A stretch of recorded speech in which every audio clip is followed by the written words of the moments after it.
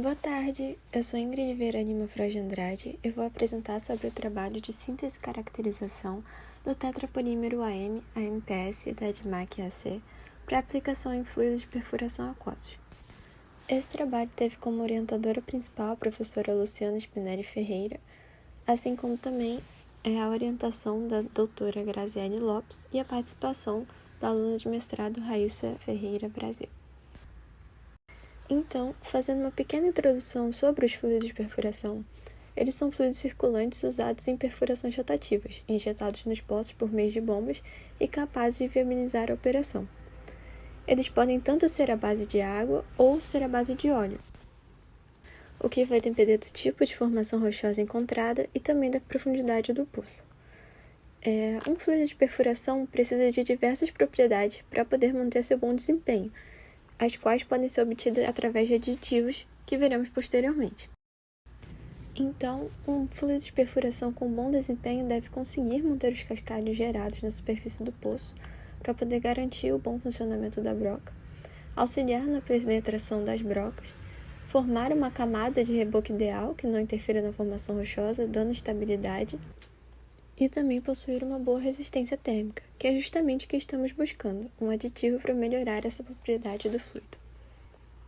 Quanto à utilização de polímeros em fluidos de perfuração, eles são muito usados para melhorar as propriedades desses fluidos, onde são utilizados normalmente polímeros naturais, como a goma xantana, o amido, a celulose, e até polímeros naturais modificados, além dos polímeros sintéticos, como a poliacrilamida e o poliacrilato.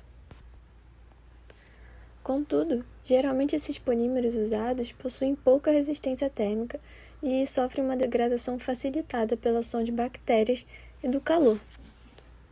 Por isso, o objetivo deste trabalho é realizar a síntese e caracterização de tetrapolímeros hidrossolúveis, a partir dos monômeros AM, AMPS, da DMAC e AC, com essa caracterização principalmente relacionada à sua estabilidade térmica, visando sua futura aplicação em fluidos de perfuração base água.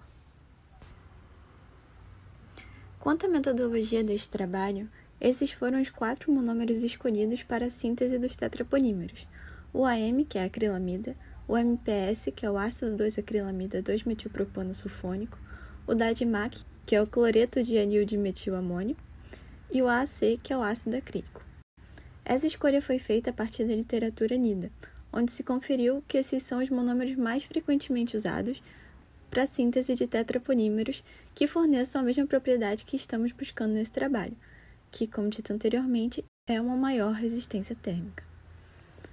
Ao mesmo tempo, nós verificamos também que não existe atualmente na literatura a utilização desses monômeros em um mesmo trabalho.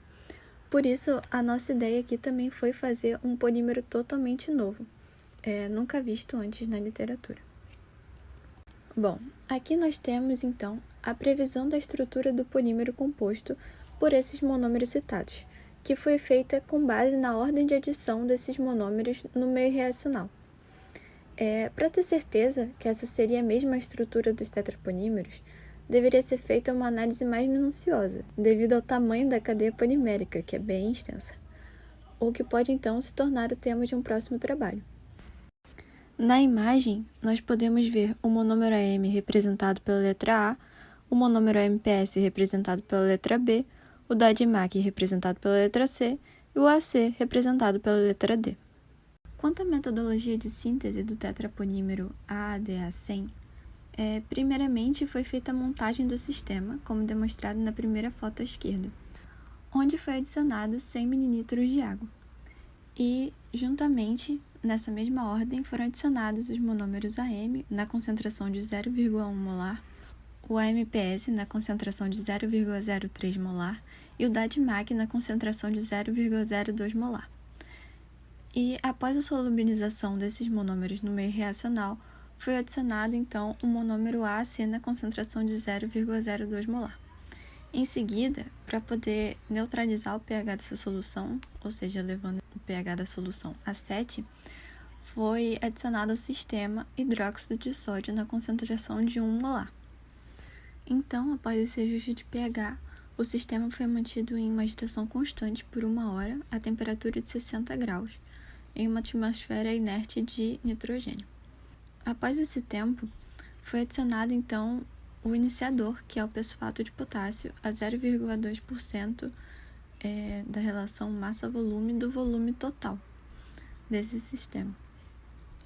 E depois esse sistema então foi deixado em agitação constante por mais 5 horas a temperatura de 80 graus, na mesma atmosfera inerte de nitrogênio. E ao fim dessas 5 horas, nós obtivemos então o nosso produto, que foi o tetrapolímero AADA100 dissolvido em água, já que ele é hidrossolúvel. Já para a síntese do tetrapolímero AADA150, foi utilizada a mesma metodologia que para o AADA100. Mas ao invés de iniciarmos com 100 ml de água, nós iniciamos a reação com 150 ml, para poder ter uma diminuição na viscosidade do sistema em comparação com a síntese do AADA100. Além disso, como o valor do pesfato de potássio depende diretamente do volume total da solução, como o volume da solução aumentou, o seu valor em massa por volume também aumenta. E da mesma forma que nós obtivemos o polímero dissolvido em água para o AADA100, depois de seguir todos esses passos da reação e ter a reação finalizada, nós obtivemos o polímero de AADA150. Então, depois que os tetrapolímeros AADA100 e AADA150 foram obtidos dissolvidos em água, ambos passaram pela mesma metodologia. Primeiramente, o tetrapolímero obtido foi precipitado com acetona e depois foi lavado de 3 a 4 vezes para eliminar quaisquer resíduos remanescentes no sistema. Esse material obtido foi separado em forminhas, as quais foram levadas para uma estufa, onde ficaram por 3 dias a 50 graus para ter a sua secagem completa. Depois que esse tetrapolímero foi devidamente seco, ele foi então desenformado e levado ao moinho para poder serem feitas suas devidas caracterizações. Ao todo foram feitas 2 caracterizações diferentes. A primeira foi por espectroscopia de infravermelho por transformada de Fourier, que é chamada também de FTIR, que é utilizada para ver a composição química e estrutural dos materiais analisados e também suas interações intermoleculares. E a segunda caracterização utilizada foi a análise termogravimétrica, também chamada de TGA, que é utilizada para ver a estabilidade térmica do polímero, onde então foi analisada sua temperatura de degradação. Passando agora para os resultados, aqui nessa imagem nós podemos ver que com a análise do FTIR nós obtivemos os espectros dos monômeros AM, AMPS da DMAC e AC, mostrados de cima para baixo em vermelho, azul, verde e rosa, e também os espectros dos polímeros sintetizados, onde de baixo para cima podemos ver o espectro do AADA150 em azul e o espectro do AADA100 em verde. Bom, primeiramente nas regiões circuladas em vermelho, nós podemos observar no espectro dos polímeros o desaparecimento da banda referente à ligação C-C no comprimento de onda 1600 que estava presente nos monômeros, onde podemos dizer que houveram as ligações entre esses monômeros. Outra informação que nos diz que essa ligação realmente aconteceu é o desaparecimento da banda referente à ligação CH de olefinas no espectro dos polímeros entre os comprimentos de onda 1000 e 900, que é a região que está circulada de preto na imagem. Além disso, também é possível notar a presença das bandas características dos monômeros nos espectros dos tetrapolímeros obtidos, como, por exemplo, a presença das bandas no comprimento de onda de 3.350, referente às vibrações das ligações NH de amida presentes, então, dos monômeros AM e AMPS. Também a presença das bandas no comprimento de onda de 1.600 e 1.700 de deformação da ligação NH de amida secundária e estiramento de C-O de amida, que estão sobrepostas. E também a presença das bandas de comprimento de onda 1000 e 1200 de estiramentos simétricos e assimétricos das ligações S-O e SO do monômero AMPS. Quanto aos resultados apresentados pelo TGA, que é a análise termogravimétrica, nós obtivemos então a temperatura de degradação do tetraponímero AADA100, onde pode-se verificar, através dessa figura, que a temperatura inicial de degradação foi de 218,72 graus Celsius, o que é uma temperatura excelente para a aplicação que a gente está visando. Enquanto isso, para a temperatura inicial de degradação, dessa vez do tetraponímero AADA150, foi obtido o valor de 185,79 graus Celsius, que apesar de ser uma temperatura menor do que a temperatura obtida para o tetraponímero AADA100, ainda assim é uma temperatura relativamente boa para as aplicações que nós estamos visando em fluidos base água.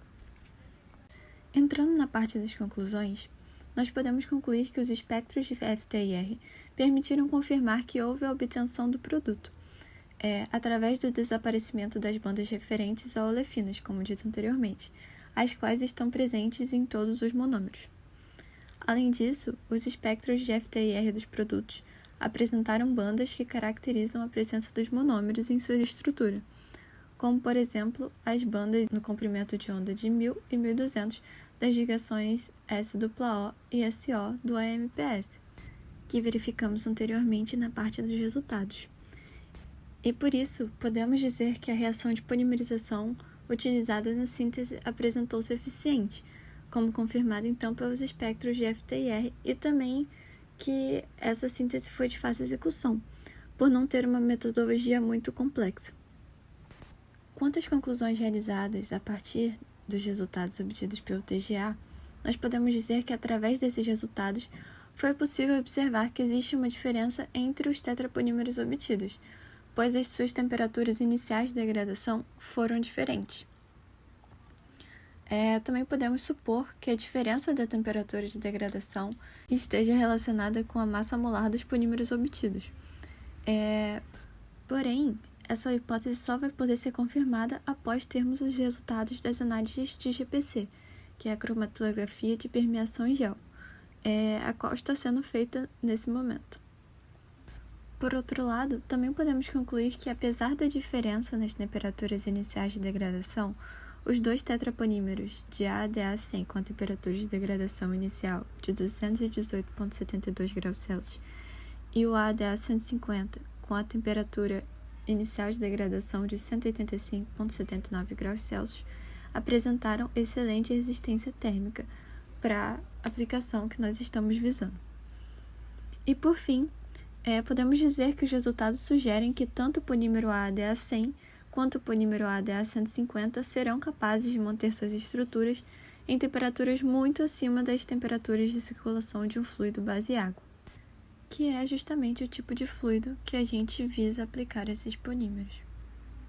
Então aqui estão algumas das referências bibliográficas utilizadas para realizar esse trabalho, caso alguém queira consultar.